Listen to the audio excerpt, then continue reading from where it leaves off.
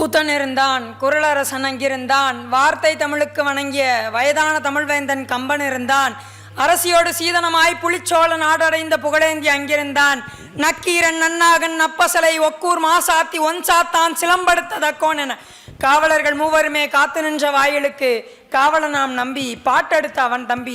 எத்தனை பேர் அத்தனை பேரும் மொத்தமாய் சேர்ந்து யாப்பிழா பாடலிலும் யார் தரும் கவிதைனை, யாப்பிழா பாடலிலும் யார் தரும் கவிதைனை முச்சங்கம் வைத்து மதுரை மாநகரிலே முச்சங்கம் வைத்து வளர்த்த இந்த மதுரை மாநகரிலே நீண்டு நெடியதாய் ஓடிக்கொண்டிருக்கும் வைகையினுடைய இலக்கிய திருவிழாவிலே கூடியிருக்கும் தமிழ் சொந்தங்கள் அனைவருக்கும் என் அன்பு கனிந்த வணக்கம். அன்று மாலை நான் என்னுடைய அலைபேசியிலே நான் சற்று சுழற்சி கொண்டிருந்தேன். ஒருபுறம் செய்திகள் பெண்களை பற்றியே மலை போல் குவிந்து கொண்டிருந்தன. பெண்களுக்கு இழைக்கப்படும் அநீதிகளை பற்றிய செய்திகள் ஒருபுறம் குவிந்து கொண்டிருந்தன. அன்றைய மறுநாள் செய்தித்தாளை நான் பார்த்தேன். அந்த செய்தித்தாளிலே காதலனுக்கு விஷம் வைத்த காதலி என்று ஒரு செய்தி. மற்றொரு புறம் செய்தியை பார்க்கின்றேன், கணவனை தலையிலே கல்லை போட்டு கொன்ற மனைவி என்று. இத்தனை செய்திகளையும் நான் பார்த்துவிட்டு அன்றைய இரவு உறங்க சென்று விட்டேன். அன்றைய இரவு கனவிலே ஒரு பெண் ஒருத்தி வந்தாள். அவளோ அந்த வீட்டினுடைய கூரையின் அருகிலே நின்று இப்படி கன்னத்திலே கை வைத்து உட்கார்ந்திருந்தாள். 12 வயதிலே அந்த பெண்ணை திருமணம் செய்து கொடுத்திருக்கின்றார்கள். 12 வயதிலே திருமணம் செய்து கொடுக்கப்பட்ட அந்த பெண் 12 ஆண்டு காலம் ஒருவன் பரத்தையரோடு வாழச் சென்று விட்டான். 12 ஆண்டு காலம் பரத்தையரோடு வாழச் சென்று விட்டான். 12 ஆண்டு காலம் கழித்து வருகின்றான். அம்மா கண்ணகி என்றான். அம்மா கண்ணகி என்றான். இவளோ வாரும் கோவலனே, வாரும் கேவலனே என்று கேட்டிருப்பார்கள் இன்றைய பெண்கள். அவளோ வாரும் கோவலனே என்று கேட்டாலே, வாரும் கோவலனே உனக்கு என்ன வேண்டும்? அம்மா நான் மலை போல சலம்புணர் சலதியோடு ஆடி 12 ஆண்டு காலம் வாழ்ந்த ஒரு பெண்ணை பரத்தையை சலதி என்று சொல்லிவிட்டான் அவன். அவளோடு வாழ்ந்து நான் என்னுடைய பொன் அனைத்தையும் தொலைத்து விட்டேன். இப்பொழுது என்னிடம் எதுவுமே இல்லை என்று வந்து நிற்கின்றான். இதோ என் கால் சிலம்பு நீயே வைத்துக்கொள் என்று விட்டாள். கால் சிலம்பு இன்றைக்கு பெண்களுக்கு தாலியை போல் அன்றைக்கு கால் சிலம்பு. இந்த கால் சிலம்பை நீ வைத்துக்கொள் என்று சொல்கின்றாள்.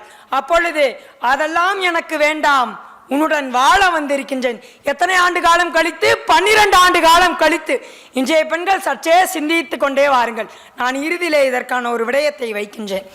அப்பொழுது அந்த பெண் என்ன செய்திருக்க வேண்டும்? இவன் வந்து விட்டான், இன்னும் இவனோடு வாழத்தான் வேண்டும் என்று சலிப்போடு சென்று அமர்ந்திருக்க வேண்டும். ஆனால் அவள் அப்படி செய்யவில்லை. தன்னுடைய உடைமைகள் அத்தனையும் எடுத்துக்கொண்டு வாசலில் வந்து நின்றாள். தன்னுடைய உடைமைகள் அத்தனையும் எடுத்து வந்து வாசலில் வந்து நின்றான். எழுக என்று சொன்னதும் என் செய்தனை என்று கோவலன் கேட்கின்றான். கண்ணகி சொன்னாள், நீ 12 ஆண்டு காலம் வாழ்ந்து விட்டாய். போற்றா ஒழுக்கம் புரிந்தோனே, போற்றா ஒழுக்கம் புரிந்தோனே, உன்னை மாற்றவே முடியவில்லை என்னால்.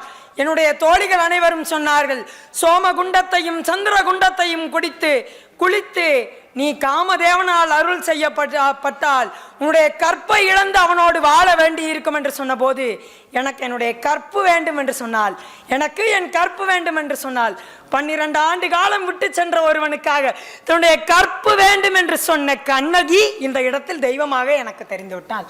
இந்த இடத்திலே எனக்கு தெய்வமாக தெரிந்து விட்டாள் அவள். அடுத்தபடியாக அவர்கள் அந்த சோழ நாட்டை விட்டு மதுரைக்கு வருகிறார்கள். மதுரைக்கு வரும் பொழுது எதுவுமே கிடையாது கையில். அங்கங்கு சென்று சிறு சிறு குடில்களில் வாழ்ந்து விட்டு வருகிறார்கள். கவுந்தியடி என்ற ஒரு துறவியோடு வரும் பொழுது எதிரே வந்த ஒருவன் கேட்கின்றான், யார் இருவர் என்று கேட்டதற்கு அவர்களை இகழ்ந்தே உரைத்தானாம். அப்பொழுது அவர் சொன்னாராம், ஒரு துறவி தான் துறவரம் பூண்ட பொழுது அத்துணையும் இழந்துவிட்டு தமக்கு யாரும் இல்லை, தாம் இனி அறவாழ்வு வாழ வேண்டும் என்று சென்று விடுவார். ஆனால் அந்த துறவி சொன்னாராம், இவர் இருவரும் எம்மக்கள் என்று சொன்னாராம். இவர் இருவரும் எம்மக்கள் என்று சொன்னாராம். அதற்கு ஒரே எடுத்துக்காட்டு, கண்ணகி கற்பு கடம் பூண்ட பொற்புடை தெய்வம் அம்மா, இவளை போல் ஒரு பெண்ணை நான் கண்டுள்ளது என்று சொல்லிவிட்டாரு. அந்த இடத்திலே கண்ணகி மறுபடியும் தெய்வமாக தெரிந்து விட்டாள். அதற்கடுத்தாக அவர்கள் இருவரும் வருகின்றார்கள். மதுரை நகரத்திலே உங்களுக்கெல்லாம் தெரியும், இளங்கோ இப்படி எழுதியிருப்பார், இளங்கோ இப்படி எழுதியிருப்பார். அந்த மதுரை நகரின் கொடிகள் எல்லாம் கோவலனை பார்த்து நீ இங்கு வராதே, உன்னுடைய உயிர் போய்விடும் என்று சொல்லும் அளவிற்கு அவர் தன்னுடைய குறிப்பை ஏற்றியே எழுதியிருப்பார். அதற்கடுத்து அவர் உள்ளே வந்த பொழுது ஒரு கல்லா களிமகனால் கோவலன் கொல்லப்பட்டிருக்கின்றான், கல்லா களிமகனால் கோவலன் கொலை செய்யப்பட்டிருக்கின்றான். அதற்கு காரணம் என்னவென்று தெரியுமா? சிலம்பு. சிலம்பு அது முத்துப்பரல்களுடைய சிலம்பு. இவளுடைய சிலம்போ கண்ணகியுடையது மாணிக்க பரல்கள். அந்த முத்து சிலம்பை திருடியவன் யார் தெரியுமா? அரசவை பொற்கொள்ளன். அரசவை பொற்கொள்ளன். அரசனுடைய அத்துணை பொற்களையும் செய்து கொடுக்கின்ற அந்த பொற்கொள்ளனே அந்த சிலம்பை திருடி இருக்கின்றான். கல்வன் கோவலன் என்று கொலை செய்யப்பட்டு இருக்கின்றாள். கண்ணகி துடி துடித்து அழுகின்றாள். இந்த மாநகரிலே கற்பு கடம் பூண்ட தெய்வங்கள் யாருமே இல்லையா? சமூகத்திலே பெரியோர் இல்லையா? அறம் செய்த பெண்கள் இல்லையா என்று கண்ணகி கதறி அழுகிறாளாம். அந்த நேரத்திலே ஒருவர் கூட ஏனம்மா அழுது புரண்டு அழுது கொண்டிருக்கின்றா என்று கேட்கவே இல்லை. கண்ணகியோ தன்னிடம் இருப்பது மீதம் இருப்பது, அவனோ 12 ஆண்டு காலம் வாழவில்லை என்றாலும் அவன் மீதான அன்பை வைத்து கொண்டு இவள் வாழ்ந்து விட்டாள். இவள் விருந்தோம்பல் கூட செய்யாமல் ஊனை வருத்தி உடலை வருத்தி அவனையும் இழந்து விட்டாள். இறுதியில் இருந்தது ஒரு சிலம்பு. இறுதியில் இருந்தது ஒரு சிலம்பு. அந்த சிலம்போடு சென்றாள் அரசவைக்குள். அந்த சிலம்போடு சென்றாள் அரசவைக்குள். தேரா மன்னா செப்புவது உடையேன், தேரா மன்னா செப்புவது உடையேன். புறாவுக்கு உடல் தந்த பெருமை கொண்ட மன்னவனின் வரலாற்றை, தன்னுடைய மகனையே தேர்காலில் இட்டு கொன்ற மனுநீதி சோழனின் பெரும் கதையை, நீதி வழுவாத திருமாவளவன் பிறந்த இந்த நாட்டிலே கரிகால் சோழ பெருவளத்தானுடைய நாட்டிலிருந்து கண்ணகி வந்திருக்கின்றேன். ஊழ்வினையால் சிலம்பின் காரணமாக நின்பால் கொலை செய்யப்பட்ட கோவலன் மனைவி கண்ணகி வந்திருக்கிறேன் என்று சொன்னாலாம். அவன் திகைத்து போனான். யாரடா ஒரு பெண் இப்படி தலைவிரி கோலமாக இந்த அவைக்குள்ளே வந்திருக்கிறார் என்று அவன் சிந்தித்து கொண்டிருக்கின்றான். ஒரு மன்னன் எப்படி இருக்க வேண்டும்? ஒரு மன்னன் எப்படி இருக்க வேண்டும்? படை கூழ் குடி அரண் நட்பு அத்துணையும் அரசருள் ஏறு என்று வள்ளுவன் குறிப்பிடுகின்றான். இந்த அத்துணையும் உடைய ஒரு அரசனாகத்தான் அவன் விளங்கி இருக்க வேண்டும். வெண்கொற்ற குடையும் அந்த செங்கோலும் அவன் கையில் அளிக்கப்படும் போது அவன் நீதி வலுவாத ஒரு நீதி அரசனாகத்தான் இருந்திருக்க வேண்டும். ஒரு கல்லா களிமகனால் கோவலன் கொலை செய்யப்பட்ட போது அவள் வந்து அந்த அரசவையில் உரைக்கின்றாள். அத்துணையும் உழந்து நான் இங்கு நிற்கின்றேன், எனக்கு என்ன நீதி என்று கேட்டபோது அவன் திகைத்து போனான். மன்னன் திகைத்து போனான். இதை கம்பர் இப்படியாக சொல்கின்றார். கம்பர் இப்படியாக சொல்கின்றார். திகைத்து போனது அரசர் மட்டுமல்ல, திகைத்து போனது அரசன் மட்டுமல்ல, அறம் அறம் அறம். இந்த அறத்தை நான் பின்னே விடயமாக வைக்கின்றேன். அப்பொழுது கண்ணகி இந்த மதுரையே எரியட்டும், ஒரு பத்தினி பெண் நான் உரைக்கின்றேன், யாதுமோர் அறியாத பத்தினி பெண் நான் உரைக்கின்றேன், இந்த மதுரையே தீக்கிரையாகட்டும் என்று சொன்னாள். அந்த தீக்கிரையாகட்டும் என்று சொன்ன கண்ணகி அந்த இடத்திலே சற்றும் சிந்தித்து ஒரு செயலை செய்தார். அப்பொழுது அவள் சொன்னாலாம், தீயே நீ யாரோடு சேர வேண்டும் என்று, நீ இவர்களெல்லாம் சேர்ந்து விடக்கூடாது. பத்தினி பெண்டீர் குளவி அறம் செய்வோர் இவர்களை எல்லாம் சேராமல், பசு போன்ற விலங்கினங்களை எல்லாம் நீ சேராமல் தீத்திரத்தாரோடே தீயே நீ சேர்ந்து விட என்று சொன்னாலாம். அந்த நேரத்திலே தன்னுடைய நிதானம் தவறாமல் அறத்தோடு கண்ணகி நின்று இருக்கின்றாள். அதனால் தான் கண்ணகி தெய்வமாக்கப்பட்டு இருக்கின்றாள். அதற்கடுத்து அவள் அந்த மதுரையை விட்டு எரிகின்றது மதுரை என்று இன்று எல்லோரும் நாவல்களில் எல்லாம் எழுதியிருக்கின்றார்கள். மதுரை எரிந்ததில் இன்னொரு நுட்பமான செய்தி இருக்கின்றது. உங்களுக்கெல்லாம் தெரியும், தங்க நகை உலோகங்களை எல்லாம் உருக்கித்தான் வேறொரு பொருளாக செய்ய முடியும். அதுபோலத்தான் கண்ணகி இந்த மக்கள் எல்லாம் மாக்களாக இருந்திருக்கின்றார்கள். மன்னன் உட்பட அனைவரும் மாக்களாக இருந்திருக்கின்றார்கள். அவர்களை எல்லாம் எரித்து சாம்பலாக்கி ஒரு புதிய ஒரு நுட்பத்தை படைக்க வேண்டும் என்று சொல்லிதான் அந்த மதுரையை எரித்திருக்கின்றார். பொது நலத்திலும் அறத்தை கையாண்டவள் கண்ணகி. அதனாலே அவள் தெய்வமாக்கப்பட்டிருக்கின்றாள். உங்களுக்கெல்லாம் தெரியும், வள்ளுவன் இப்படி சொல்கின்றான், தெய்வம் தொழால் அல் கொழுனன், தெய்வம் தொழால் அல் கொழுனன், தொழுவான். பெய்யென பெய்யும் மழை. ஒரு கற்புடைய பெண் வேண்டிவிட்டால் அத்துணையும் இந்த உலகத்தில் நிகழ்ந்துவிடும் என்று சொன்னார். அதனாலே தான் மதுரை தீக்கிரையானது. என்னவோ தெரியவில்லை, என்னவோ தெரியவே இல்லை.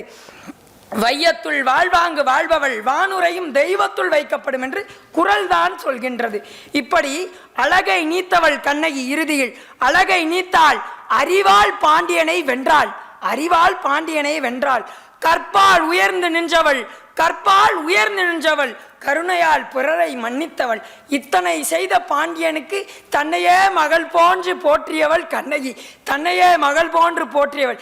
எப்படி ஒரு தந்தைக்கு மகள் அத்துணை நன்மைகளையும் செய்வாளோ அதுபோல பாண்டிய நாட்டை தீயால் திருத்தியவள் கண்ணகி. அதனாலே அவள் தெய்வமானாள். அவளோ எல்லா நிலையிலும் அறம் தவறாது நின்றவள் கண்ணகி.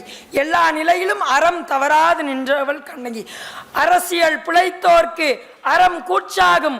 உரைசால் பத்தினியை உயர்ந்தோர் ஏற்றுவர். ஊழ்வினை உறுத்து வந்து ஊட்டும் என்று சிலப்பதிகாரம் சொல்கின்றது. இத்தனையும் மெய்ப்பித்து காண்பித்த கண்ணகி ஒரு தலைவன் நிலவிற்காக காத்திருப்பான். இந்த காதலர்கள் எல்லாரும் நிலவிற்காக காத்திருப்பார்கள். அதுபோலத்தான் கண்ணகி 12 ஆண்டு காலம் அவனுக்காக காத்திருந்தாள். 12 ஆண்டு காலம் அவனுக்காக காத்திருந்தாள். ஆனால் இன்றைக்கோ சேர நாட்டு எல்லையிலே ஏதோ ஒரு மலையின் மூலையிலே வருடத்தில் ஒரு நாள் சித்ரா பௌர்ணமி முழு நிலவிற்காகவே அவள் காத்திருக்கிறார் என்று சொன்னால், இத்தனையும் கடந்த கண்ணகி ஒரு அறத்தின் பால் நின்று இன்றைக்கு நம்மால் தெய்வமாக தொழப்பட்டு கொண்டிருக்கிறார் என்று சொன்னால், கண்ணகி போன்ற தெய்வங்கள் இன்னும் இந்த உலகத்தில் பிறந்து வருவதற்கு பெண்களே நீங்களே சாட்சியாக அமைய வேண்டும் என்று சொல்கின்றேன். பெண்களே நீங்கள் சாட்சியாக அமைய வேண்டும். கோவலனை கொன்றது தீவினையோ ஊழ்வினையோ அல்ல. கோவலனை கொன்றது தீவினையோ ஊழ்வினையோ அல்ல. அவன் கண்ணகியின் ஒழுக்கத்தின் பால் தவறிவிட்டான். கண்ணகியின் ஒழுக்கத்தின் பால் தவறிவிட்டான். அறத்தோடு அவன் நின்றிருந்தால் அவனுக்கு அந்த நிலை ஏற்பட்டே இருக்காது. அவனும் இன்று வள்ளுவனும் வாசகியும் போலே வாழ்ந்திருப்பான். வள்ளுவனும் வாசகியும் போலே வாழ்ந்திருப்பான். அதற்காகத்தான் சொல்கின்றேன், கண்ணகிகளே கண்ணகிகளே, எதிரில் இருக்கும் நீங்கள் அனைவரும் கண்ணகிகளாக வருங்காலத்தில் வருவீர்கள் என்று சொல்கின்றேன். ஏனென்றால் கண்ணகி போன்ற ஒரு பெண்களை இன்னும் நாம் எத்தனை காலம் கடந்து பார்க்க போகின்றோமோ, எத்தனை காலம் கடந்து பார்க்க போகின்றோமோ. செய்தித்தாள்களை படிக்க படிக்க நெஞ்சமெல்லாம் பதைக்கின்றது. செய்தித்தாளை படித்தால் நெஞ்சமெல்லாம் பதைக்கின்றது. ஆண்களுடைய அடக்குமுறை ஒரு பக்கம், பெண்களுடனுடைய அவர்களுடைய நுட்பமான செயல்களால் அவர்கள் இன்றும் ஆண்களால் சிலரால் ஒடுக்கப்பட்டு கொண்டிருக்கின்றார்கள்.